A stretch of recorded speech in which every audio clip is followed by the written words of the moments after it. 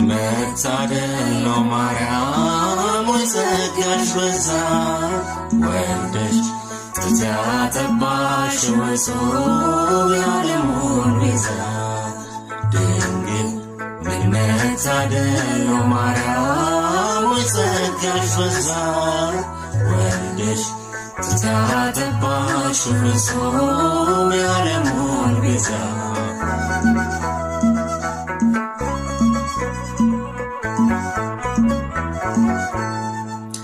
የሚያስገርም ጥበብ